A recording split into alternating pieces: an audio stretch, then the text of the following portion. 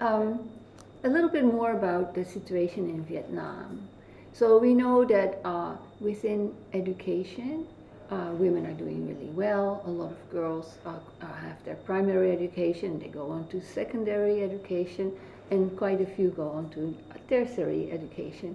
So we see progress. But we also see some of the girls that are left behind or have more difficulty accessing education, and that is a big problem because education is the stepping stone for better paying jobs, jobs that give secure income, and that will give pensions later on when these girls become older.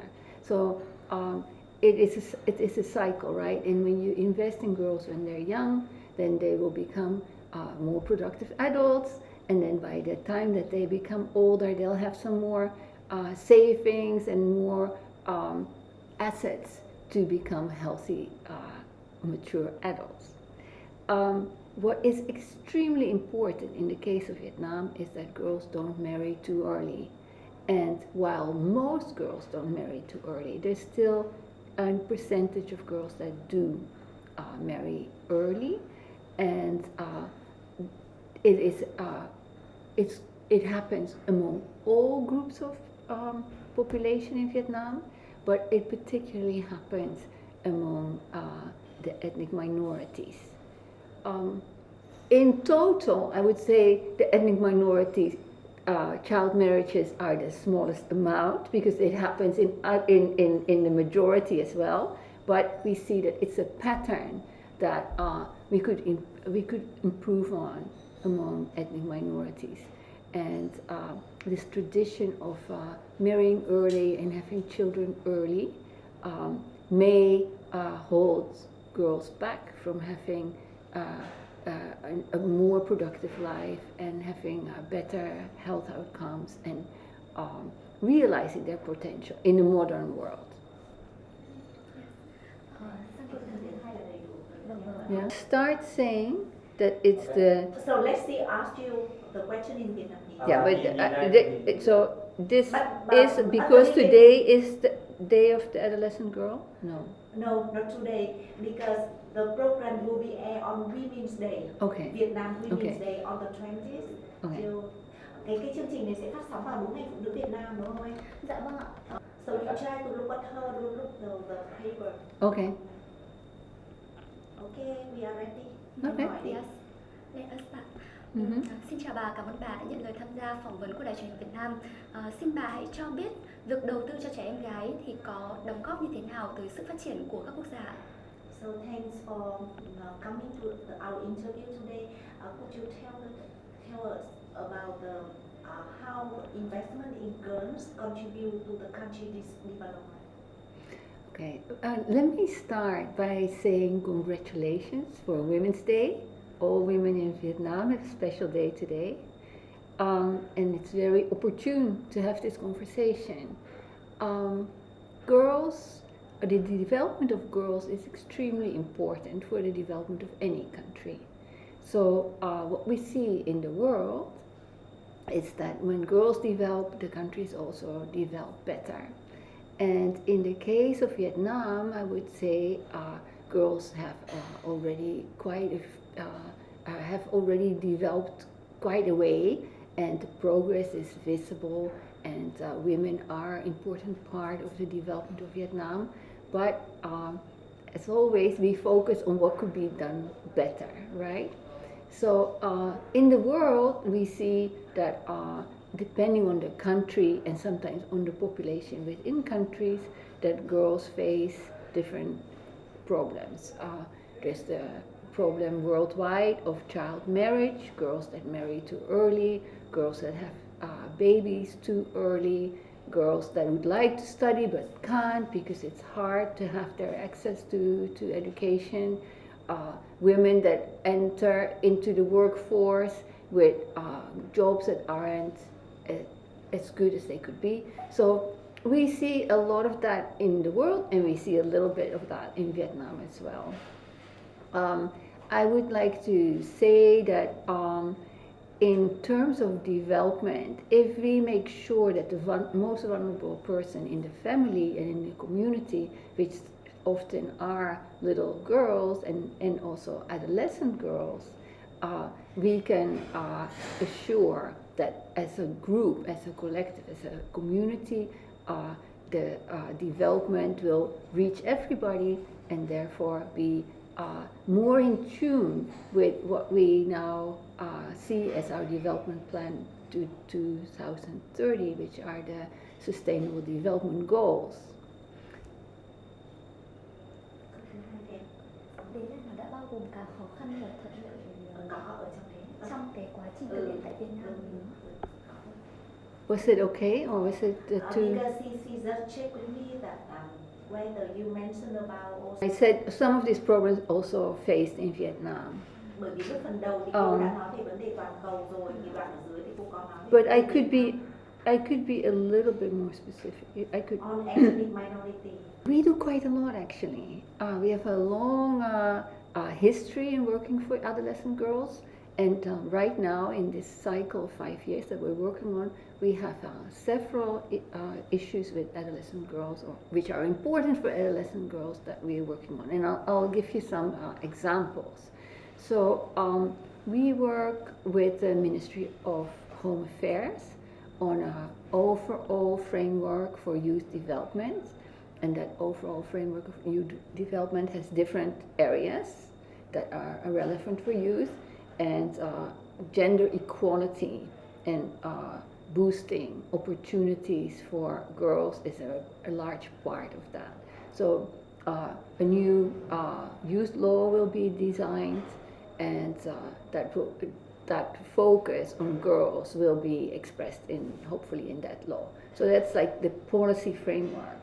And under that, we work with Ministry of Health on better sexuality education for boys and girls in schools, but with a focus on making sure that girls understand their rights and boys understand the rights of girls, that how to protect girls from harassment, how to protect girls later on from violence, how to have healthy and happy sexual life later on. So we work on that quite a lot, because there's still a lot that could be improved in the educational system in this important area of life skills. We work with the Ministry of Health also on trying to make sure that all girls will be vaccinated in the future for HPV. HPV is a virus that causes cervical cancer, and when you vaccinate young girls before they become sexually active, then later on in their life they will not have cervical cancer. And cervical cancer is a big problem in Vietnam. Now that we have brought down maternal death, we see that cervical cancer is one of the principal killers. And technology, science has brought us this new option of vaccinating girls, so we can really make a difference in this area. That's something that we work on. We work on the science behind girls' empowerment, and we do research. We do a big survey together with GSO and the Embassy of Australia on finding out what the rate of violence against women and girls is in Vietnam. We've done that in 2010, I think, and that was the first time we did this national survey. Now we do a new survey 8 years later, and we hope to find that the new laws on violence against women, domestic violence, and all these investments and awareness raising has made an impact. And we hope to see with this new survey that we're going to roll out next year what the state of affairs is in this area. While the first time we only focused on women, this time we also look at the situation of girls. girls in schools, are schools, streets, public places, the workplace, safe areas for girls. So we want to know that. Those are some of the areas we work in. All important, and then we also keep updating our work, and when new issues come up, either from youth organizations or from the ministries, we try to bring in the best of international experiences so that the programs in Vietnam can be the best possible between the best experiences from outside and the needs and the best experiences from in the country. Câu thứ ba là liên quan đến khuyến nghị về mặt chính sách. Yes.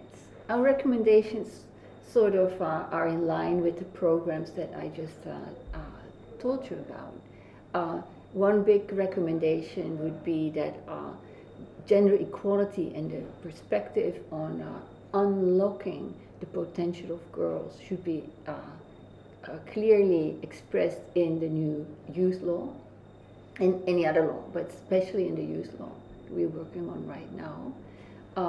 Another recommendation is that we should overhaul the sexuality education program in schools in Vietnam and really make an effort to update it and make it responsive to the needs of young people today. One area that I haven't touched upon yet, but which is very important, is that we recommend to work more on the sex ratio at birth rates. You know that many more boys are born in Vietnam than girls, and there's a big preference for having at least one boy son. And this is throwing off the natural balance between men and women. And by valuing more the contribution of girls in society, in the economy, in the family, possibly people will become more aware of what they're doing to their own society by preferring boys. And we need to have a public dialogue about this, because this is something that is important for all Vietnamese, and people take decisions within the privacy of their own family, but it has large repercussions in society. So that is something that is hard to work on, but we work with the Ministry of Health on this, and they're very responsive to this, to trying to curb this problem. We work with the educational system to try to reestablish good gender equality norms in schools, through sports, for instance, and that would be something that we would recommend to be mainstreamed. So, for instance, a program called Football for All, where boys and girls play football together within the context of the school, and they learn skills, and at the same time they tackle some important issues that are always present in schools, and try to transform these relationships through sports and a good environment into more respectful relationships between boys and girls. Let me see for 1 second, because I have so much to say. And then really important is that the government of Vietnam, through the Ministry of Health and the Ministry of Finance, decide to take on the vaccination of HPV, to curb cervical cancer into the package of vaccines that everybody has access to. So those would be some of my recommendations. Những khuyến nghị của bên chị về mặt chính sách đã xong rồi đấy